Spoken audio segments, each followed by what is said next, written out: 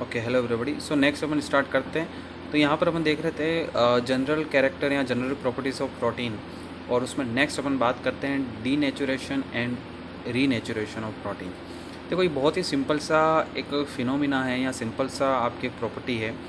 मतलब यहाँ पर क्या होता है कि आपके जो प्रोटीन्स होते हैं वो उनको जब हीट करते हैं या फिर उनको एसिड के साथ जब ट्रीट करते हैं, मतलब उनके एसिड के साथ रिएक्शन कराते हैं, आप यूँ कह सकते हो, या फिर उनको गर्म करते हैं, हीट करते हैं, तो उनका जो फिजियोलॉजिकल जो स्ट्रक्चर है या फिर उनका जो स्ट्रक्चर है उसमें कुछ चेंजेस आते हैं। ठीक है ना, मतलब उनका फिजियोलॉजिकल एक्टिविटी शो करते हैं वो। इसका मतलब क्या है? मतलब क्या होता है कि आपके जो प्रोटीन को हीट करते हैं या प्रोटीन को अपन क्या करते हैं, एसिड के साथ ट्रीट करते हैं, तो उनका डीफॉर्मेशन हो जाता है प्रोटीन के स्ट्रक्चर का। और जो डीफॉर्मेशन होता है प्रोटीन के स्ट्रक्चर का हीट की प्रेजेंस में या फिर एसिड की प्रेजेंस में, उस फिनोमिना को अपन क्या बोलते हैं? डीनेचुरेशन बोलते हैं। जैसे आपके पास एग्जांपल है कि आपके पास जैसे एग होता है ना। और ये जो एग को अपन जब हीट करते हैं तो वो एग क्या होता है? बॉईल। अपन कहते हैं कि भाई एग क्या हो गया? बॉईल हो गया। तो पहले अपन देखते हैं जब एग आपके कच्चा रहता है, रो एग होता है, तो उसके अंदर क्या होता है? आपके पास लिक्विड में या फिर आपके पास एक, मतलब यूँ कह सकते हो, विस्कस लिक्विड जैसा मटेरियल होता है उसके अंदर, जो प्रोटीन वाला हिस्सा होता है। पर इसको जब आप हीट करते हो और वो अच्छे से बॉईल हो जाता है, उसके बाद क्या होता है? जो वो विस्कस लिक्विड वैसा सब्सटेंस था वो किस में चेंज हो जाता है? आपके एक रबरी लाइक सब्सटेंस में चेंज हो जाता है। तो अब ऐसा क्यों हुआ? इसका रीज़न क्या है? इसका रीज़न क्या है कि आपके हीट की प्रेजेंस में जो प्रोटीन था उस एग का, वो प्रोटीन का क्या हो गया? डीफॉर्मेशन हो गया, है ना। उस प्रोटीन ने अपना जो स्ट्रक्चर है उस स्ट्रक्चर में कुछ चेंजेस किए या उसका स्ट्रक्चर चेंजेस हुआ, उसके स्ट्रक्चर का डीफॉर्मेशन हुआ, जिसकी वजह से हुआ। तो हीट की वजह से और एसिड की वजह से। अब एसिड का एक एग्जांपल, जैसे आपके पास मिल्क होता है, मिल्क के अंदर आपके पास कैसीन प्रोटीन होता है। अब जैसे मिल्क के अंदर कोई भी थोड़ा बहुत एसिडिक सब्सटेंस कोई ऐड हो जाए, जैसे लेमन जूस अपन ऐड कर दें, या नॉर्मल भी कोई एसिडिक मीडियम या एसिड कोई ऐड हो जाए उसके अंदर, तो क्या होता है? मिल्क आपकी कोगुलेट हो जाता है, मतलब अपन कहते हैं कि दूध फट गया। अब ये कोगुलेशन क्यों हुआ? क्योंकि मिल्क के अंदर जो प्रोटीन था वो प्रोटीन का क्या हो गया? डीफॉर्मेशन हो गया एसिड की प्रेजेंस में, है ना। उसने अपने स्ट्रक्चर में कुछ चेंजेस हुए, उसकी वजह से ऐसा हुआ। आपके ये जो डीफॉर्मेशन है प्रोटीन का, ये कभी कभी बैक्टीरिया के प्रेजेंस में भी होता है। देखो, बैक्टीरिया के प्रेजेंस में ऐसे होता है जैसे नॉर्मल अपन दूध देखते हैं कि नॉर्मल भी अपन दूध को कुछ टाइम के लिए बाहर रख दें, अगर उसको गर्म ना करें या उसको फ्रिज में ना रखें तो वो सीधा फट जाता है। अब ऐसा क्यों हो रहा है? कि उसके अंदर बैक्टीरिया होता है। वो बैक्टीरिया क्या करता है? मतलब जो आपके प्रोटीन है उसका डिसोसिएशन करना स्टार्ट कर देता है जो उसके अंदर होता है। तो उससे क्या, एसिड का फॉर्मेशन होता है, और वो एसिड की वजह से वापस क्या होता है? दूध आपके फटने लगता है, डिफॉर्मेशन होने लगता है। अब यहाँ पर इस डिफॉर्मेशन को थोड़ा सा अपन को समझना है। तो एक बात तो अपन को ये समझ में आ गई कि आपके प्रोटीन का क्या होता है? डिफॉर्मेशन होता है, मतलब उसके स्ट्रक्चर का चेंजेस आते हैं उसके स्ट्रक्चर में। अब ये जो डीनेचुरेशन का जो प्रोसेस है, इसमें आपके प्रोटीन का प्राइमरी स्ट्रक्चर चेंज नहीं होता। जैसे यहाँ लिखा हुआ, the denaturation does not disturb primary structure of protein but is disturb the tertiary structure of protein.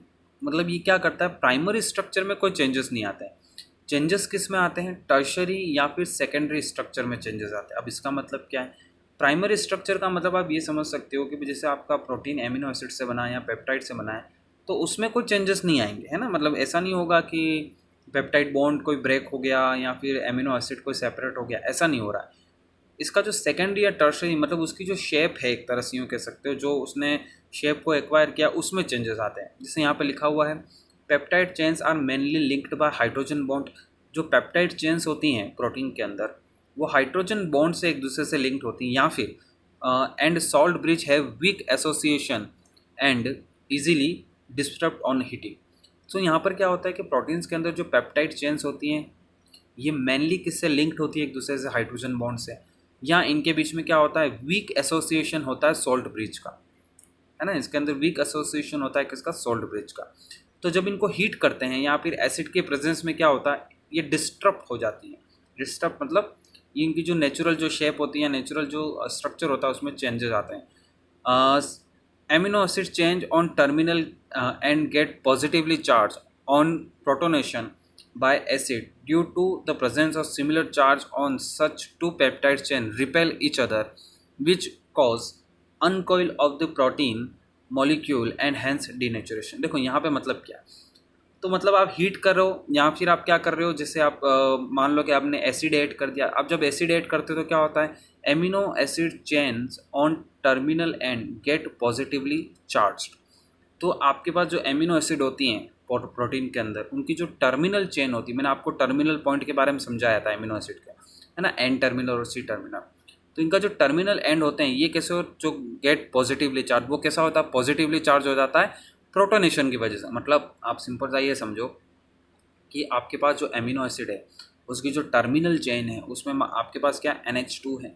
अब आप इसको एसिड ऐड करोगे तो उसमें क्या होगा, H+ ऐड हो जाएगा, मतलब प्रोटोनेशन हो जाएगा। अब प्रोटोनेशन होगा तो उसके बाद क्या होगा, due to the presence of similar charge on two peptide chain. अब क्या होगा देखो, तो प्रोटोनेशन की वजह से आपकी दो जो चेन है, पेप्टाइड चेन है ना, जिनका टर्मिनल पॉइंट पे कौन था, अमाइन था, वो दोनों ही कैसे हो गए, पॉजिटिवली चार्ज हो गए। तो वो अब एक दूसरे को क्या करना है, स्टार्ट कर देंगे, रिपेल करना स्टार्ट कर देंगे।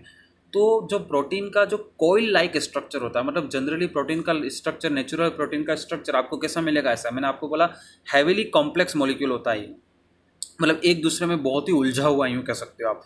अगर आप किसी प्रोटीन को देखोगे मतलब आपको लगेगा जैसे बालों का जैसे कोई गुच्छा हो ना, ऐसा होता है प्रोटीन, ठीक है। तो ये पूरा कॉइल लाइक इसका स्ट्रक्चर होता है।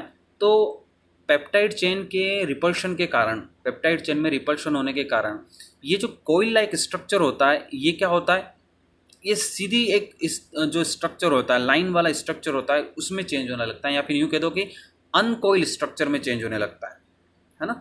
ये जो आपके कॉइल वाला स्ट्रक्चर होता है ये अनकॉइल में क्या होता है, चेंज होने लगता है, जिससे क्या होता है, आपका जो प्रोटीन है उसके स्ट्रक्चर में चेंजेस आते हैं, आपका प्रोटीन क्या हो जाता है, डीनेचुरेटेड हो जाता है ना, उसका डीनेचुरेशन होता है।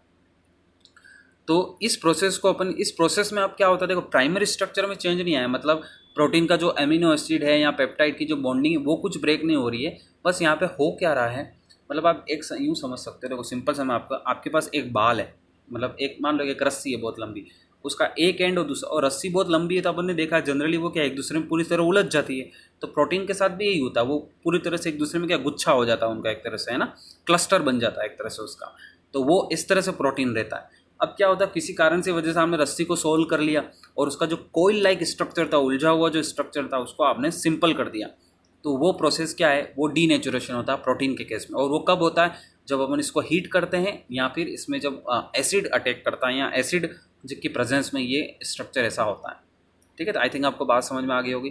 तो इस वजह से आपके प्रोटीन का कोगुलेशन होता है। कोगुलेशन मतलब, अब ये क्या होता है, कोगुलेशन क्या होता है भाई, कोगुलेशन में क्या होता है, जो प्रोटीन जो पहले अच्छे से इवनली डिस्ट्रीब्यूट था आपके मिक्सचर के अंदर, वो अब क्या होता है, एक साथ इकट्ठा होने लगता है, क्योंकि जैसे स्ट्रेट चेन होगी, स्ट्रेट चेन की वजह से क्या होंगे, आपकी रिएक्शंस होंगी, इसलिए ऐसा होता है। और हीटिंग पर क्या होता है, स्ट्रक्चर में चेंज होता है, डिस्ट्रप्शन होता है प्रोटीन के स्ट्रक्चर में, जिससे वो आपके विस्कस लिक्विड वाला जो पार्ट था वो रबरी लाइक पार्ट में चेंज होने लगता है। तो इसको अपन बोलते हैं डीनेचुरेशन ऑफ प्रोटीन। अब सेकंड पॉइंट है renaturation of protein. What do you mean by renaturation of protein? तो the reverse of denaturation is known as renaturation. मतलब आपके एक बार प्रोटीन का डी नेचुरेशन हो गया और उसको वापस रिवर्स करना, उसको वापस जो आपके अनकोइल स्ट्रक्चर है उसको कोइल लाइक स्ट्रक्चर में, पहले जैसे स्ट्रक्चर में चेंज करना, उस प्रोसेस को अपन क्या बोलते हैं, रीनेचुरेशन बोलते हैं। बट ये रीनेचुरेशन का प्रोसेस हर प्रोटीन में नहीं होता है। बहुत ही रेयर ऐसे प्रोटीन होते हैं जिसमें रीनेचुरेशन का प्रोसेस होता है। जैसे अपन नॉर्मल बात करें, अभी एग के अंदर जो प्रोटीन होता है उसका जब डीनेचुरेशन होता है उसका रीनेचुरेशन कर सकते हो, नहीं कर सकते आप। एक बार वो बॉईल होकर वो रबरी लाइक सब्सटेंस में चेंज हो गया, आप कोशिश करोगे उसको वापस हम लिक्विड वाले, वो विस्कस लिक्विड वाले पार्ट में चेंज कर दे, वो नहीं होगा, अब वो ऐसा कैसा ही रहने वाला है ना। तो वो उसका वापस रीनेचुरेशन पॉसिबल नहीं है। उसी तरह से दूध एक बार फट गया तो वापस आप सोचो उससे दूध बना दे, तो वो भी पॉसिबल नहीं है। तो अपन बात करें कि कौन कौन से एग्जाम्पल है, जैसे आपके पास नॉर्मल से अपन बात करें, for an example globular protein of egg white on boiling coagulation into rubber like insoluble mass which cannot back to original protein conformation. This is called irreversible denaturation. In case of reversible denaturation, the protein can brought back to its original shape by saturating with soluble salt like magnesium sulfate, ammonium sulfate, etc. अब क्या होता है, देखो maximum time तो यही होता है कि जो प्रोटीन एक बार भाई डीनेचुरेटेड हो गया उसको रीनेचुरेट करना थोड़ा पॉसिबल नहीं हो पाता है। बट अपन बात करें कि अगर कुछ ऐसे प्रोटीन होते हैं जिनका रीनेचुरेशन पॉसिबल है, तो उन प्रोटीन का रीनेचुरेशन कैसे करते हैं, उनको आपके जो कुछ सॉल्ट होते हैं सेचुरेटिंग सॉल्ट, जैसे मैग्नीशियम सल्फेट, अमोनियम सल्फेट, इनका सेचुरेटेड सॉल्यूशन बनाएंगे। इन सेचुरेटेड सॉल्यूशन में जो अमोनियम जो आपके प्रोटीन्स हैं रिवर्सिबल डीनेचुरेशन वाले या जो रीनेचुरेशन वाला प्रोटीन है उनको डिजोल्व करेंगे और उनका वापस क्या कर लेंगे, उनका रीनेचुरेशन कर लेंगे। ठीक है, तो ये कुछ आपके प्रॉपर्टीज हो गई। नेक्स्ट आपके पास प्रॉपर्टी कौन सी है, ऑप्टिकल एक्टिविटी। देखो ऑप्टिकल एक्टिविटी का मतलब आप जानते हो अपन किसकी बात कर रहे हैं, एक तरह से आइसोमेरिज्म की बात कर रहे हैं। तो ऑप्टिकल एक्टिविटी में सबसे पहली एक्टिविटी मतलब क्या है कि all proteins are optically active and they all L configuration और एस कॉन्फ़िगरेशन। तो अभी अपन ऑप्टिकल एक्टिविटी के बारे में ज़्यादा डिस्कस नहीं करेंगे क्योंकि आपके सिलेबस में इसके बारे में दे नहीं रखा। तो सिर्फ आप इतना ध्यान रखना कि आपके जो प्रोटीन्स हैं वो क्या होते हैं, ऑप्टिकली एक्टिव मॉलिक्यूल्स होते हैं। ठीक है, तो आई थिंक आपको ये बात समझ में आ गई होगी। थोड़ा सा सिलेबस को फास्ट चलाने के लिए मैं इस तरह से पढ़ा रहा हूँ ताकि जल्दी से आप समझ पाओ, और अगर आप नोट्स बनाना चाहो तो भी आप बुक से बना सकते हो।